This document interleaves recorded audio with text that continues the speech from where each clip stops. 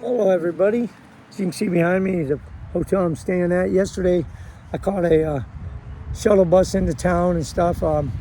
As I've mentioned before, I've got a right knee that only has about 8 to 10% meniscus left, and it's going to have to be replaced eventually. Did all the work before my left one got replaced. So it's an off day. Yesterday I made arrangements. I knew the Outdoor 76 store was going to be closed today, so I had a choice of going to the urgent care. But I called them and said they were open today from 9 to 3. They did do the steroid shots to help it out. So, I had to make a choice. The Outdoor 76 was closed. So I walked 2.5 miles that direction, 5 miles round trip to Outdoor 76, and bought a sleeping bag liner because the other night it was in the upper 30s out there in the Gap, and it was chilly. I pulled my puffy jacket out and put over me. I had my Woobie, my poncho liner. It wasn't like I was warm, super warm, but still a little bit of a chill. So anyway, and then came into town yesterday, like I say, and so I'll be going back out tomorrow, back to where they picked me up at. And then, so today I got up, went to the, I think it's, what is it called? Anyway, it's like trailhead or something like that, urgent care. Going to get my shot, I walk up there kind of like on the backside, and there's a car sitting there, and I walk up. The door's locked, and it's the guy sitting in the car, and he's like, "Oh, you trying to get in?" I said, "Yeah." He goes, "The entrance on the other side, but I don't think they're open yet." I look at my watch, it says it's like 9:15. I talked to him yesterday. He said, "Yeah, but I haven't seen anybody." So I'll walk around the other side, and he goes, "Yeah, there's a sign. I didn't look at the door." So I want to wish everybody a happy Mother's Day. Even if you got an animal and no children, happy Mother's Day to all the beautiful women in the world, and you're all beautiful. But anyway, so I walk, kind of let you know what's going on. I walk around the other side of the building. I come up, and it says, due to the management's lack of foresight, urgent care will be closed on Mother's Day. So now I can't get my shot. I'd rather have the shot than my sleeping bag liner, but can't do nothing about it. You just gotta go with the flow. You gotta, take it easy. But so I put in some serious miles. So it probably did my knee good yesterday. Today it was, it's a little tender. It's always going to be tender. It's like I was explaining to somebody. It's like when you start getting a very dull toothache, but it's been that way for a couple of years. Nothing abnormal. Unless I step on a rock and it twists a little and I get a sharp pain, or I extend it too far and I think I'm going to land somewhere, and it goes too far and hyperextends, then it hurts when I come down. But I just have to be cognizant of it. So I'm going to back off tomorrow. I'm going to do anywhere from 8 to 10 miles a day for the next couple days. I got to get through the Smoky Mountains. They only give you so many days to get through the Smoky Mountains. So I've got to do that. And then once I do that, the next big thing I've got coming up is called Fontana Dam. You can look at it. And there's an outfitter store. And then I think it's like 80 miles to get through the rest of the Smokies. I'm not sure after that. So resupply is limited. But there are a few hostels out there. So that is an option too. I should have plenty of battery power because I've got the 36,000. I think it's... There's two 10,000s and one 15,000 milliamp battery pack. So I should be good to get through there. Of course, there may be, 5 or 6 days when no videos are posted, but nothing I can do about that. That's just, that's such as life. I might get one bar. If I do, I'll be able to text and maybe call somebody, but you got to have at least 2 solid bars to load up any videos because the data, it just doesn't go very well. I did try it one time and had to go to the bathroom about 2 o'clock in the morning, and when I went to bed about 8:30, it was like 3%. 6 hours later, it was like at 9%. So all it's doing is wasting batteries trying to keep up with it. But I think Hunger Hiker hit because yesterday I was like, I'm going to go to McDonald's. Got about 100 yards from it, and it was like a guy in the desert trying to get the water and seeing the water there in the desert. The faster he goes, the farther away it gets. So I got in there, and I did not know they make a McDonald's 40-piece McNugget basket. or excuse me, 20 piece. No, wait, it's a 40 piece McNuggles, because there used to be a 20 piece McNugget meal. It's a 40 piece basket. I'm gonna tell you what, I ate every one of those little boogers. I'm not gonna lie. I ain't gonna lie. And then got me a small fry, and of course a small Coke, because I could keep going back and get something to drink. Yeah, it's kind of embarrassing. And then today, I went to KFC for lunch, which is right down the hill, right down yonder, down the hill that way. Went over there and got me a 4-piece meal, and then went back and got me some more mashed taters and gravy and a biscuit to go with it. So it's hit me finally. So I don't know if going back out there I won't have it, because, you know, but yeah, it's kind of frustrating, because I thought I planned right for the steroid shot yesterday, but I just have to do 8 to 10 miles, try to keep it tapered down a little bit, no rush. You know, I just got to be smart about it. So if it means backing off and slowing down, that's okay. I'm not worried about how many miles I've done or anything like that, because I had the Matrix. I'm just going to go and keep going and keep going. But for everybody that's been asking, I've got messages about how they contribute. I mentioned it before. I had my son help me out, and he made a new slide. And it's, I guess, on Venmo now, instead of, you can send money that way or whatever you want to do, but you have to have like the 4 digits of my last 4 of my phone number. So the new slide at the end. But thank you to everybody. Thank you to the person I already said thank you very much for gifting me a Venmo gift. It was very nice, very, very thankful. And what I'm going to do is, you know, unless you tell me to identify you by name, I won't. You'll know who you are, because my thanks goes out to you. And then at the end of this journey, whatever day I finish, any of the money that's sent to me only goes for this hike. Any money that's left over, I'm going to donate to the children, you know, as many children as I can, to make it fair and equal to go around, to the children of the PTSD victims. And, you know, I want to talk about that. It is something I've grown, as more and more I've read about it, is, because today there's not going to be any scenery, nothing. You're probably going to hear the vehicles in the background. But, you know, just read about the stats of it. And there's a stigma with somebody who's diagnosed with PTSD. You know, people look at them like they're not a whole person. They're battling demons. I mean, I've lost friends that have actually killed themselves, that, you know, and soldiers that have done it and committed suicide. There's a stigma about you're weak, or you're not the person you were. Your family doesn't get treated the way they do. You can't. There's a part of you. It's almost like a piece of a puzzle, from what I understand. It's been jerked out, and emotionally, you're a wreck, and all they can do is try to hide it, and that's the worst thing. So, you know, even if you don't know somebody's got PTSD, but you know they were in the military, chances are, if they were in a combat MOS, not just that, but if they were definitely in a they've seen something that's, you know, not something you want to see, you know, dismemberments or something like that, or, you know, these kinds of things that'll stick with you. Or, you know, you can pull up pictures of buddies holding lost comrades and stuff like that. So there's a part of you that gets taken away that you can't ever get back, and they're afraid to say anything. So the struggle is real.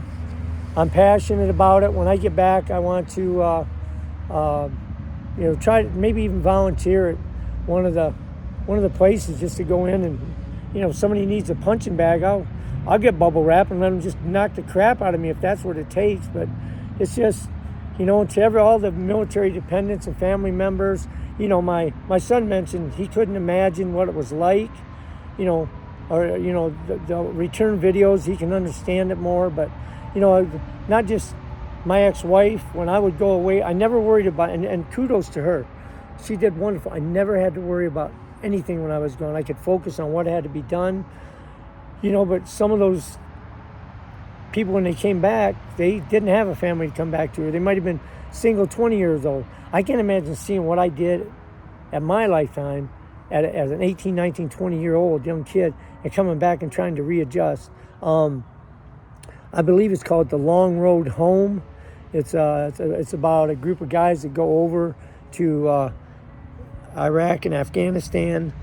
Just watch it, and it's a true story, and it's really good. Just watch it. It's like a series. And then there's another one called Restrepo. I think they're both on Amazon Prime. It's The Long Road Home or something, I believe. But Restrepo, Restrepo. It's about a unit that they go from this one base to setting up on this hilltop after a medic of theirs named Restrepo was killed. And they built this little defensive base in the middle of enemy territory, and that's what the story is about. But just watch it, if you would. And put yourself, don't watch it from, ooh, this is not good. I mean, you don't see a lot of blood or anything, but you feel the emotion of what they're going through. And then put yourself in their place as 18 and 19-year-old kids that have to do this for a year. So, you know, just for the sake of seeing what they go through, but I want to do for more of the cause. There's no reason not to. I'm retired. Other than Photoshop and fishing and hiking, which don't know how much hiking I'll do when I get back, but you know what? Somebody asked me if I would do it next year, and I said before, I'll do it, but I ain't doing the approach trail. But anyway, I truly want to wish every mother out there with kids or no kids, they've got pets, a very happy Mother's Day to all the pregnant women that are going to be giving birth to beautiful little babies. Happy Mother's Day. You know, I lost my mom when I was 17 years old. I just turned 17, so not very long. And my little sister even, I think she was like maybe 13, 14 at the most. I really don't remember, but that's just, you know, she was probably, going to be 13, so 12. And so we lost out a lot of that. And to everybody that still has their mother or father alive, but especially their mother, and they're our age, it's a blessing, and you should never forget that. And to everybody that's lost a mother like me, happy Mother's Day in heaven. I love you. So with that, I'm going to cut this short now, and then tomorrow I'll get back to it, but there will be a delay of several days before I get to post again. But, you know, if you did subscribe down there, and I see a lot of people have, you'll get a notification via email.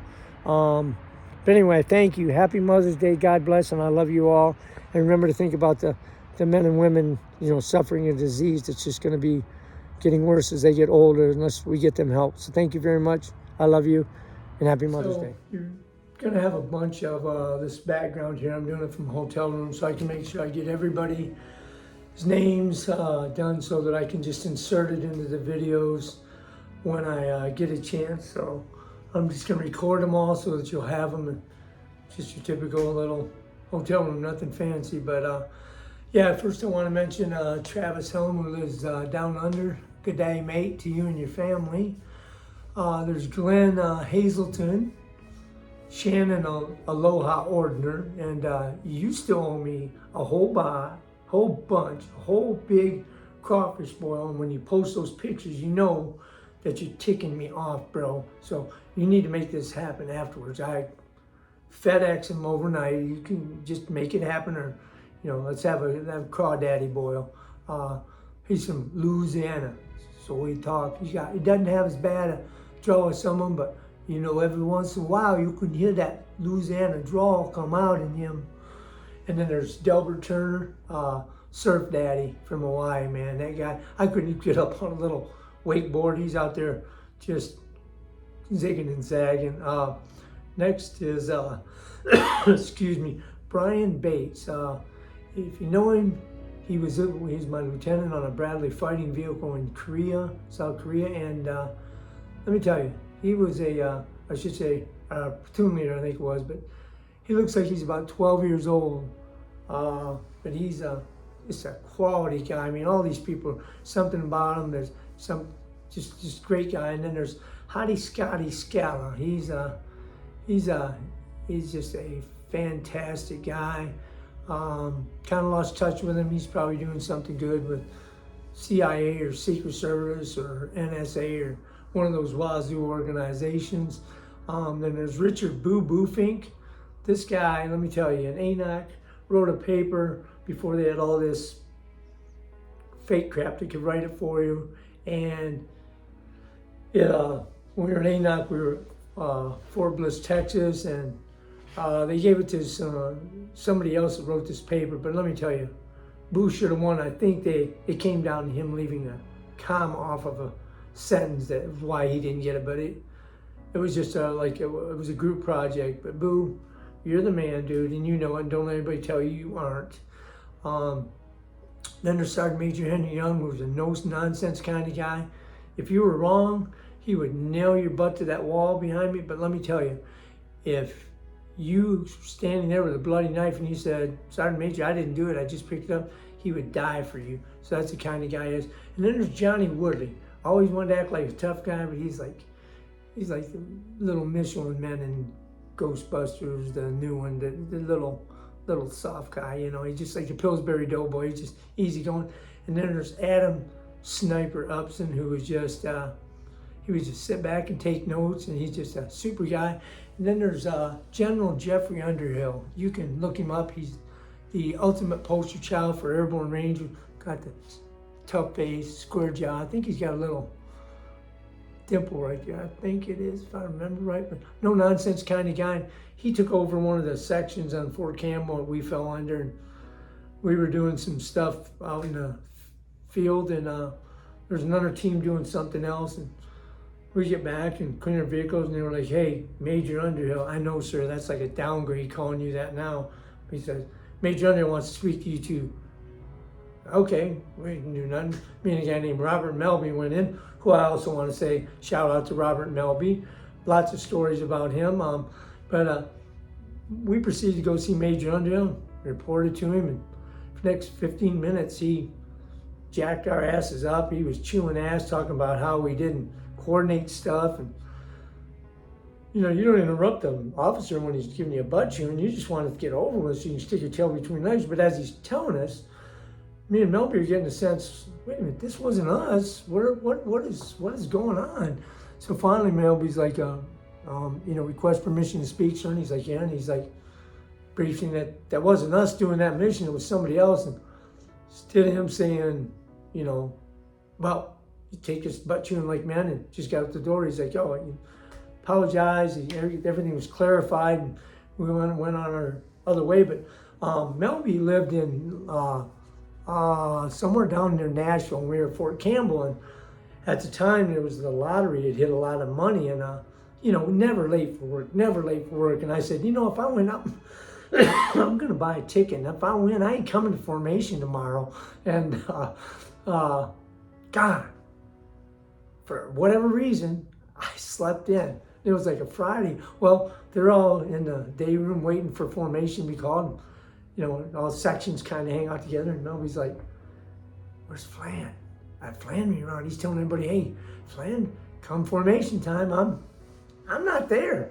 I am not in formation. And, you know, I think the platoon sergeant he's like, you know, one man not present, Flan, okay, we'll try to get a hold of him, you know, let me update me. Didn't really get in any trouble, you know, probably had to like sweep the floors or something extra. And Melby's like, remember what I said. Hey, if I win the lottery, I ain't coming in. It's the big old, you know, screw you guys. What are you going to do? I could care less. Take my Army money. I won the lottery.